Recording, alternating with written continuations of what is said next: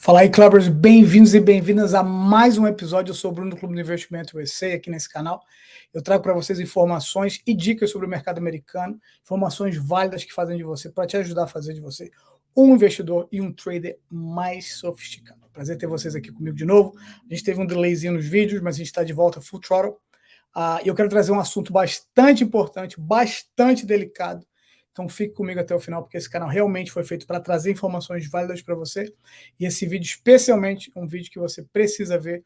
Se você já ouviu sobre esse assunto, IULs, ou seguros de vida indexados, se você conhece alguém que tem ou que está querendo adquirir esse tipo de produto, eu quero trazer para vocês informações a respeito. Então, antes da gente ir diretamente ao assunto, eu preciso fazer alguns disclosures aqui. Então, se você quiser, skip esse vídeo, eu vou dividir esse vídeo nessa parte introdutória com os meus disclosures, que eu quero dizer, o meu background em relação a isso.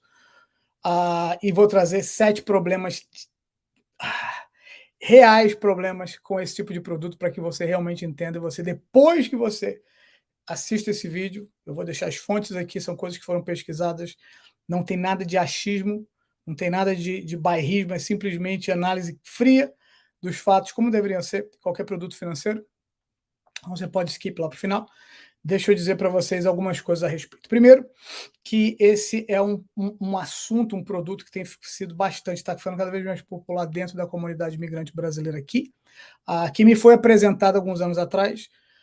Me perguntaram se eu tinha vontade de trabalhar com isso, eu tinha vontade de adicionar isso no clube. Não tive interesse. Eu conversei, inclusive fiz uma live com uma pessoa sobre esse tipo de produto, que a princípio para mim, como plano de seguro de vida, eu achava que tinha algum mérito. Como um plano indexado não me interessou, porque eu consigo investir, eu dou essas informações para vocês aqui no canal, que para quem consegue simplesmente investir num índice que acompanha o mercado americano com o S&P 500 sem praticamente FII nenhum, fazia sentido. Então eu decline, respeitosamente eu decline essa oferta. Mas nunca foi um assunto que eu me aprofundei. Os anos passaram, e a semana passada, lá dentro da nossa comunidade do Discord, uma pessoa me perguntou assim: Bruno, o que você acha sobre esse produto? Você podia falar alguma coisa a respeito? E eu decidi não só falar baseado na minha experiência, que foi uma experiência minúscula. Eu falei, eu vou ler um pouco mais sobre isso. Eu quero aprender um pouco mais sobre esse produto, quero aprender um pouco mais sobre o fine print. E eu comecei a ler e confesso para vocês que me assustei. Ponto.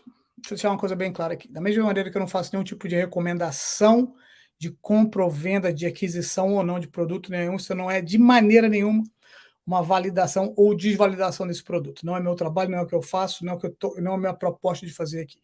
Então, eu não estou fazendo nenhum tipo de validação, não sou sponsor por nenhum tipo de empresa contra ou a favor desse produto. Eu só quero trazer para vocês os fatos. E são fatos comprováveis. Você pode simplesmente pesquisar o que eu falei. Você deveria double check o que eu vou te falar. Você não deveria pegar nenhum tipo de informação que você recebe de ninguém no YouTube como se fosse verdade absoluta.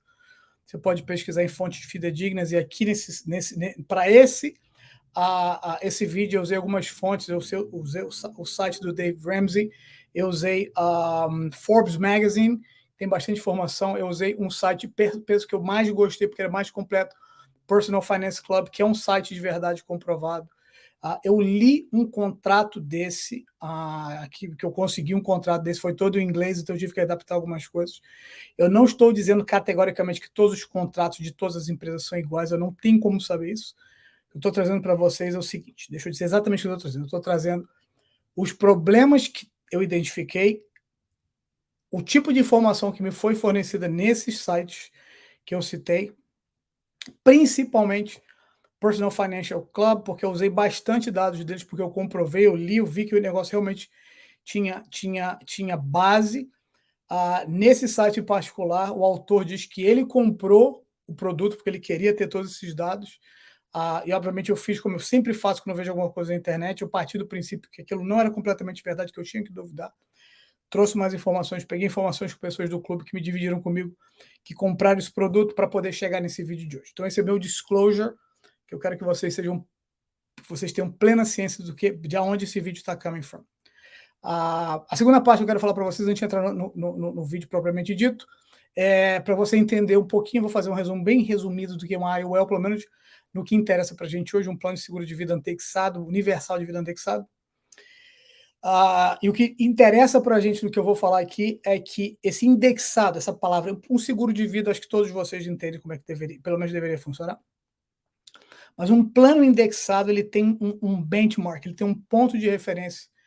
E no caso da maioria, pelo menos o que eu estudei, é o S&P 500, o índice que acompanha as 500 maiores empresas dos Estados Unidos. É basicamente isso.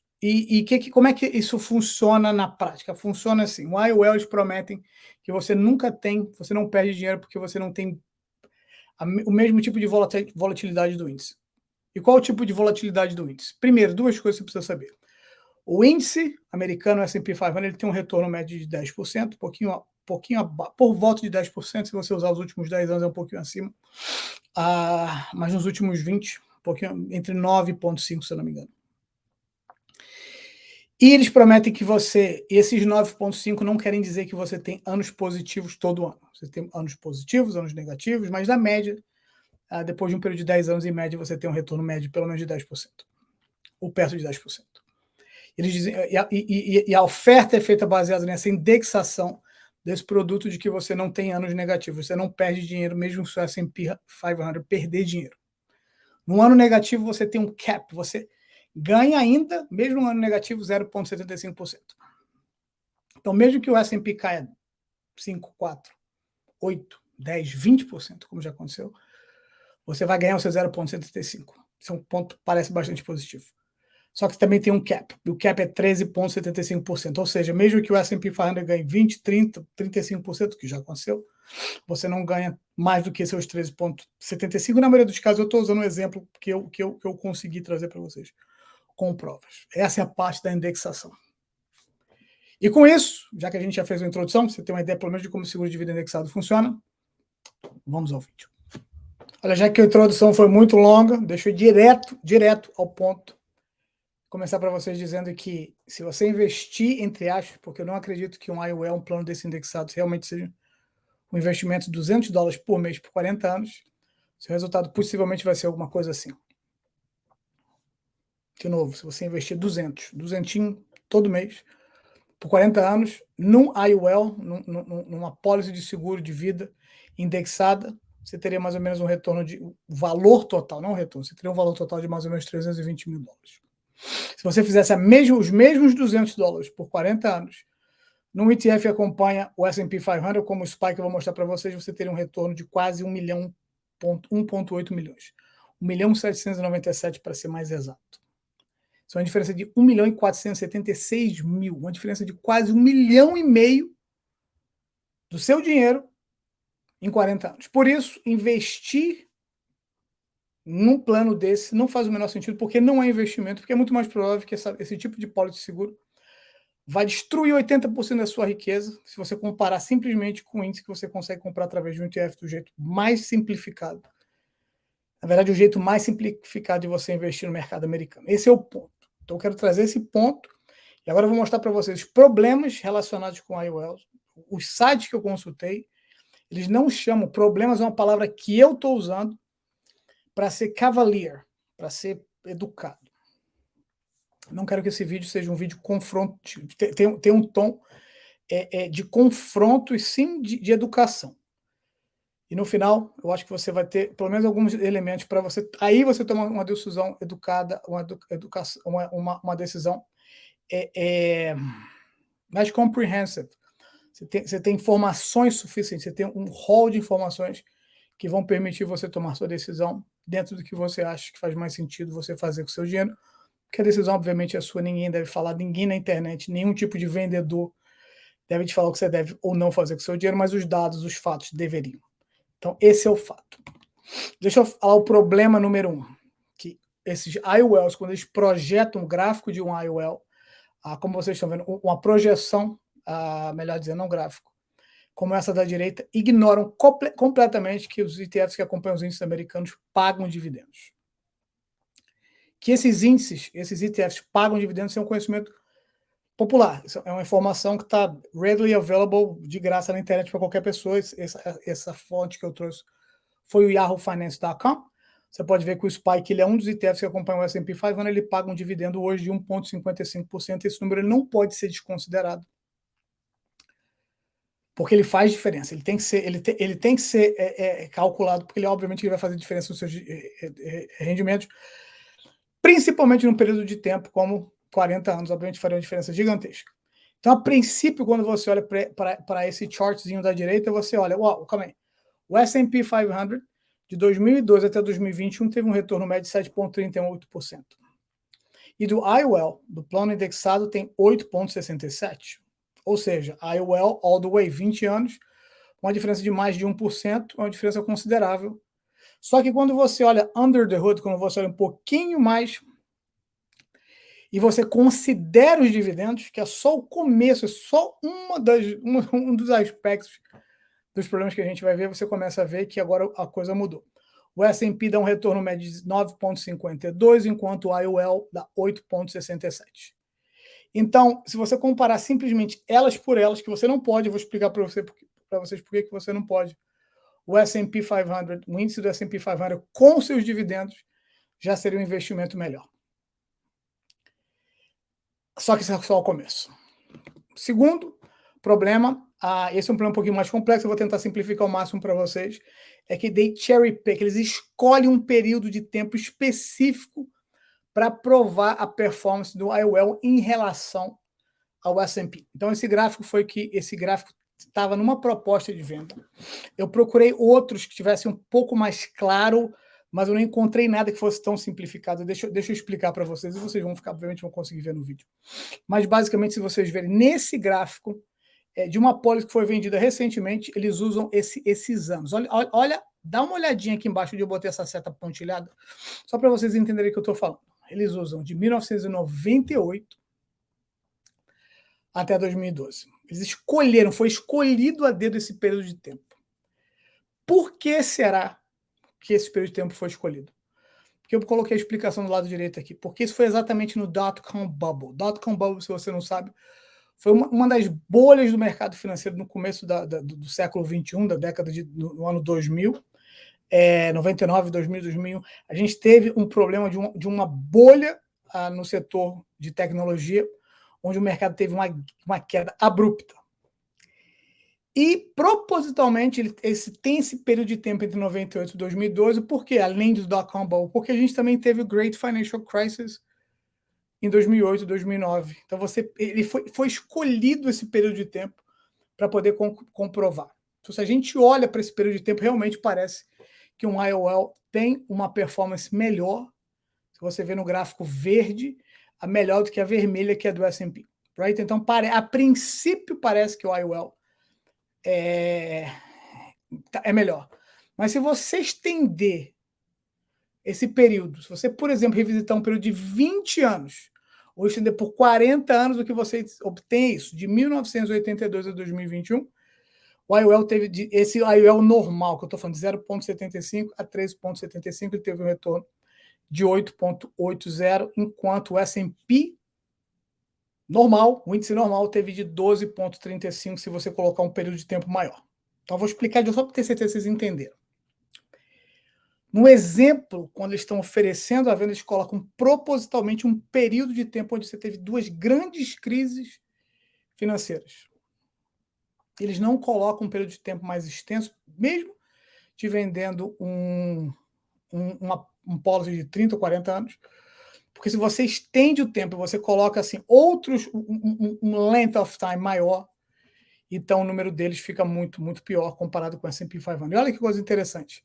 O desempenho inferior a 3,5% ao ano, que é muita diferença no decorrer de anos. E quem tiver esse tipo, se você considerar esse tipo de perda de 3,5% no período de 40 anos, não compra. Se você vê exatamente os fatos em relação a isso, essa diferença de preço comparado com o índice itself e um IOL não faz o menor sentido para ninguém comprar esse tipo de produto. Problema número 3, taxas e mais taxas. Na verdade, isso foi quando eu comecei a ler sobre esse assunto, quando eu cheguei nesse ponto, esse que me assustou, esse que me deixou assim, uau. Vamos a eles. Primeiro, Eu fiz a lista, a porcentagem, os valores, e a explicação eu vou dividir com vocês. Primeiro, Premium Expense Charges, menos 6%, então você já perde 6% de Premium Expensive Charges do seu Premium. Descontar do seu Premium right away, dos seus 200, 300, qualquer valor, 6% gone. Monthly Expense Fee. Outra taxa mensal, você vai pagar todo mês, independente de qualquer coisa. Per Unit Charge. Esse são 0,59%, perdão, 0,59 centavos por mês, baseado em uma unidade que geralmente são $1.000 da cobertura do benefício em morte. Então, um exemplo, para você entender o que isso quer dizer. Você tem um benefício de $100.000, significa que você teria 100 unidades. São 100 mil, right? Per unit é cada 1.000, 100 unidades. Então vai ser cobrado $59 por mês, simplesmente para você manter esse policy, a policy de seguro. Todo mês. Per unit charge. Mais outra. Surrender charges. Que começa com 24,90, com 24,91. A unidade começa a cair no ano 11, no 11º ano, até acabar no ano 16. Isso significa que se você quiser seu dinheiro de volta antes dos 16 anos, você vai ter que pagar mais uma taxa. Que geralmente significa que você não vai poder recuperar nada nos primeiros anos. E se parar de pagar mensalmente ou decidir cancelar a sua pólice a qualquer momento, por qualquer razão, você vai perder absolutamente tudo que você investiu. Tudo. Mas tem mais. Index Account Charge. 0,6% ao mês. Depois de todas as taxas que você viu aí em cima, mais o custo do seguro ser cobrado, que a gente ainda não falou sobre isso, essa taxa é avaliada com o valor do dinheiro restante, ou seja, 0,0% ao mês, que não parece ser grande coisa, eu botei, não parece nem ser tão ruim assim, realmente não parece ser grande coisa, é cerca de 0,72% por ano, mas se você comprasse o fundo de índice, um ETF, como eu expliquei, numa corretora como, por exemplo, Vanguard, Fidelity ou Schwab, todas essas iam cobrar, sabe quanto de você? Nada. Zero, só o expensive charge, só a taxa de despesa de um fundo mesmo, de índice, um ETF, por exemplo, que seria mais ou menos parecido e vai te cobrar, em vez de 0,76 por ano, vai te cobrar mais ou menos, no caso do VOO, que é um pouco mais barato, 0,03, que seriam 24 vezes menos do que essa outra taxa. Do caso, eu estou falando essa é uma taxa em cima das outras que eu falei para você, que são bastante, mas a gente nem chegou na parte do seguro em si. Então, problema número 3 são essas taxas. Problema de verdade. Agora, número 4. O benefício. Dai a César o que é de César. O benefício em relação à morte, ele é real, ele existe. Realmente, se você encontrar, se você tiver o azar de morrer rápido, cedo, no período muito cedo dessa policy, compensaria, entre aspas. Obviamente que morto compensa por quê? Mas para os seus beneficiários. O problema é do jeito que isso é marketing, do jeito que isso é apresentado, é como se fosse realmente superior a um índice, ou seja, que se fosse muito superior, você simplesmente comprar um índice, não inclui, isso nunca vai incluir, pelo menos nas tabelas deles, a erosão do valor do investimento devido ao custo que vai subindo, ou seja, o seguro de vida, o custo do seguro de vida vai subindo com a sua idade. Obviamente que a probabilidade de você morrer quando você ficar mais velho é cada vez maior. Então, esse custo mensal nunca diminui, muito pelo contrário, ele nunca desaparece, ele aumenta. Então, se você fizer uma matemática de uma morte precoce, a coisa realmente é diferente. Mas preste atenção nessa tabela. De idades entre 20 e 70 anos. Tá? Homem não fumante, mulher não fumante. Quanto que seria esse tipo de taxa? Então, de $7,08 aos 20 e de 116,67 aos 70 anos para o non-smoker e para uma mulher 78,91. Right? Isso é baseado eu estou sempre colocando exatamente aqui embaixo, eu estou copiando, isso eu copiei da fonte, deixando para vocês exatamente isso baseado num policy com $100.000 de death benefit, de benefício, do seu benefício da morte, em caso de morte.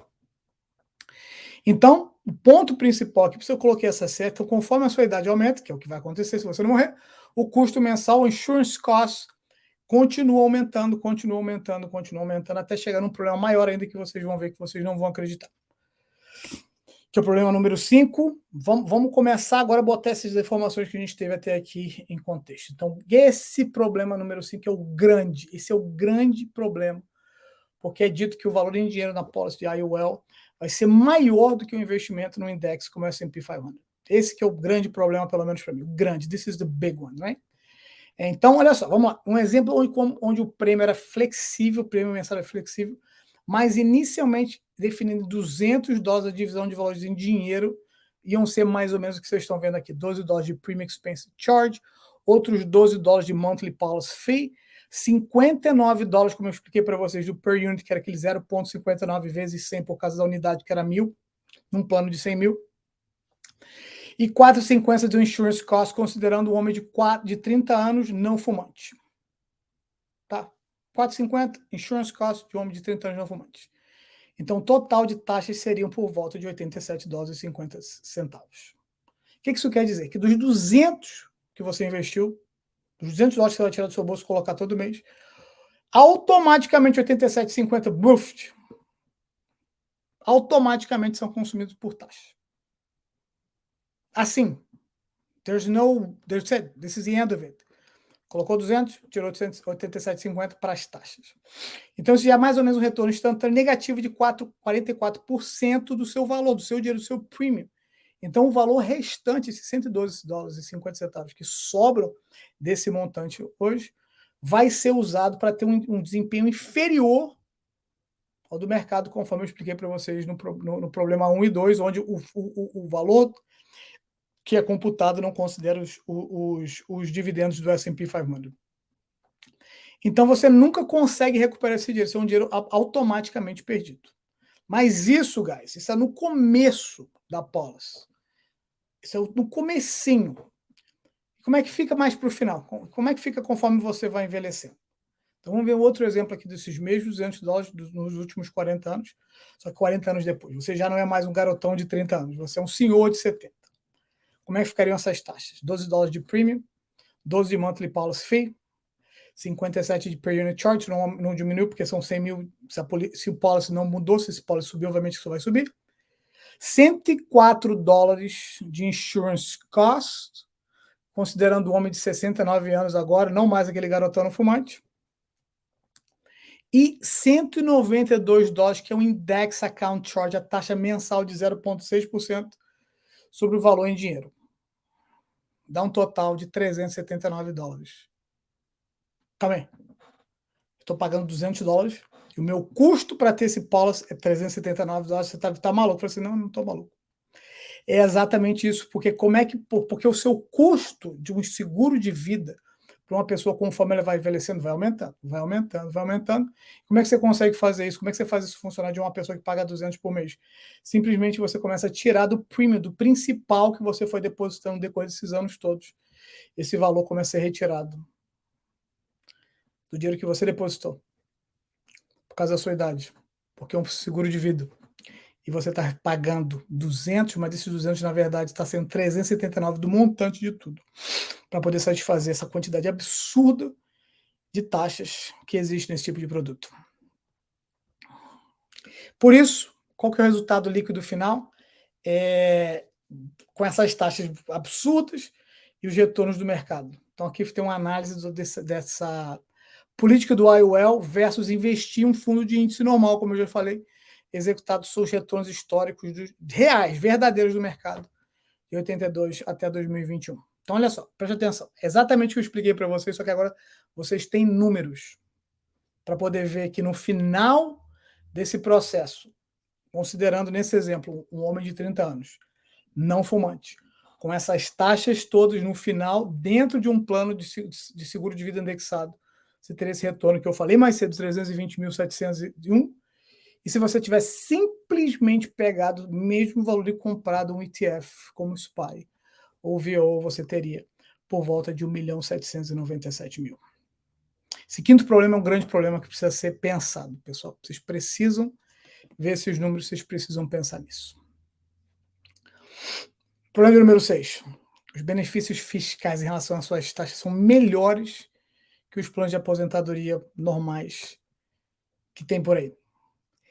Como todos os outros problemas, e quando é dito isso, que IOLs têm benefício, isso parcialmente, como na maioria das vezes, você tem sempre alguma parcela de verdade associada com esse tipo de claim, com esse tipo de declaração.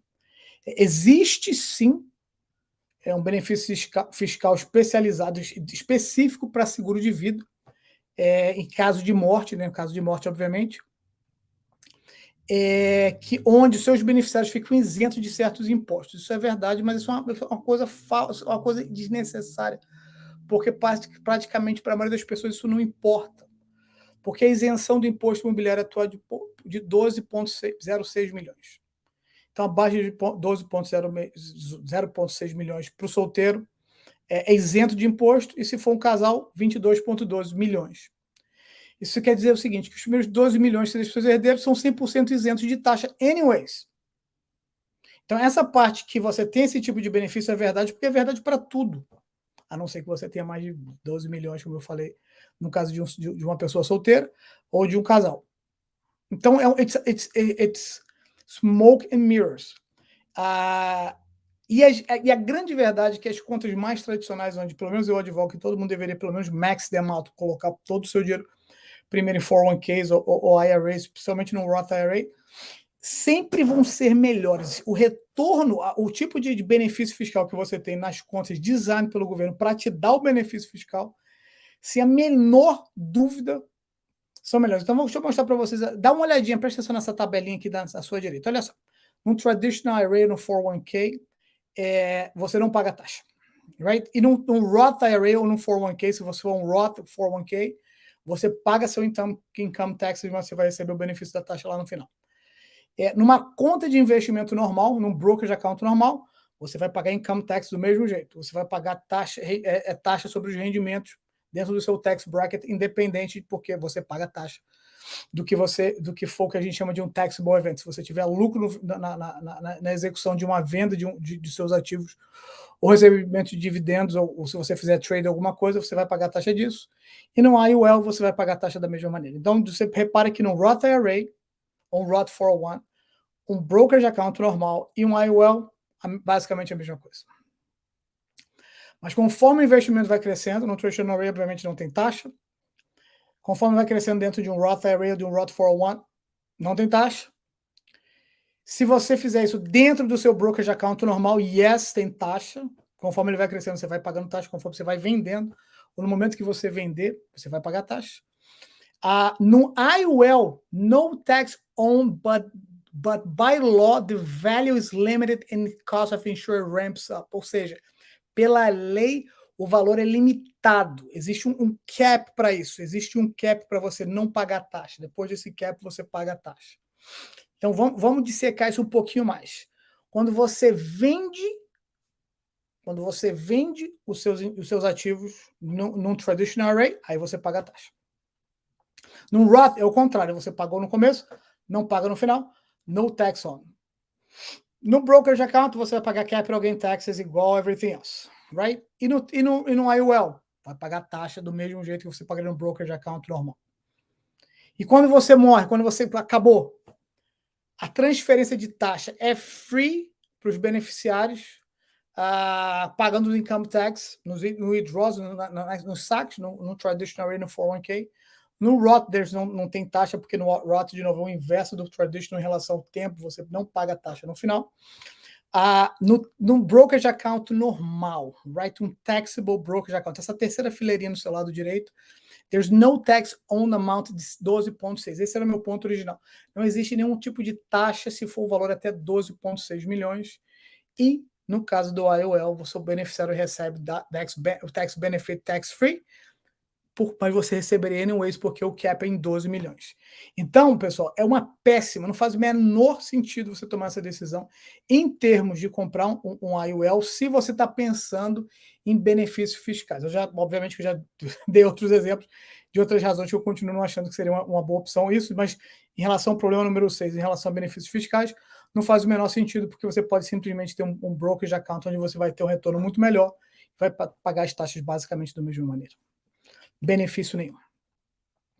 E o último problema específico, que é o problema número 7, que é muito divulgado, que você é o seu próprio banco ou banco ilimitado. O argumento ele é mais ou menos assim.